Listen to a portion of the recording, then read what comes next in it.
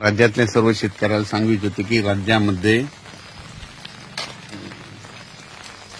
सांगायचं झालं तर पूर्व विदर्भ, पश्चिम विदर्भ आणि मराठवाड्यामध्ये हे पाऊस सांगतो की तुम्हाला जवळपास पूर्व विदर्भ, पश्चिम विदर्भामध्ये 1 तारखेपर्यंत दररोज भाग बदलत पडणार आहे म्हणून हा अंदाज लक्षात येतो। पण राज्यातल्या सर्व शेतकऱ्याला सांगू इच्छितो की म्हणजे सर्वदूर राहणार, म्हणजे परभणी जिल्ह्यात राहणार आहे, नांदेड जिल्ह्यात राहणार आहे, हिंगोलीकडे राहणार आहे, वाशिमकडे राहणार आहे, कळमनुरीकडे राहणार आहे, यवतमाळ जिल्ह्यात राहणार आहे, अकोला जिल्ह्यात राहणार आहे, बुलढाणा जिल्ह्यात राहणार आहे, नागपूर, वर्धा, भंडारा, गोंदियामध्ये विदर्भात सगळीकडेच पडणार आहे म्हणून हा अंदाज लक्षात हे 2 दिवस आज उद्या दिवस। त्याच्यानंतर ही परभणी जिल्ह्यात देखील पाऊस पडणार आहे, इकडं जालना जिल्ह्यात देखील राहणार आहे, जळगावकडे देखील राहणार आहे। म्हणजे आजचा पाऊस हे सर्व दूर राहणार आहे म्हणून हा अंदाज लक्षात येतो। पण राज्यामध्ये 1 तारखेपर्यंत 1 जुलैपर्यंत राज्यात विदर्भ आणि मराठवाड्यातच जरा जास्त पाऊस पडणार आहे।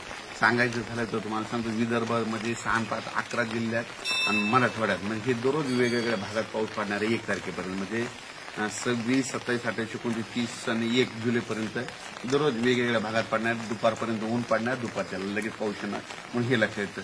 सर्व दूर पडणार नाही हे सगळ्यांनी लक्षात येतं। नसतं काय होतं की सगळ्यांची अपेक्षा आहे की सगळीकडे पाऊस पडेल, सगळीकडे पडणार नाही, भाग बदलत कोणाला सोडून देईल आणि ज्याला सोडलं तर त्याला सोडून देखील देणार म्हणून हे लक्षात येतं।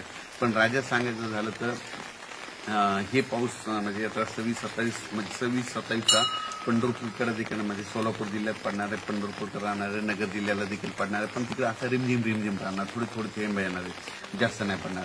पण हे लातूर जिल्ह्याला पडणार आहे, धाराशिवला देखील आजचा पाऊस पडणार आहे। त्याच्यानंतर राज्यात सांगायचं झालं तर पंढरपूरला म्हणजे 5 आणि 6 तारखेला म्हणजे पंढरपूरच्या यात्रेकरूला त्यांना पाऊसमध्ये वरून राजे भिजवणार आहे म्हणून हे देखील आत्ताच अंदाज त्यांनी लक्षात घ्यायचा।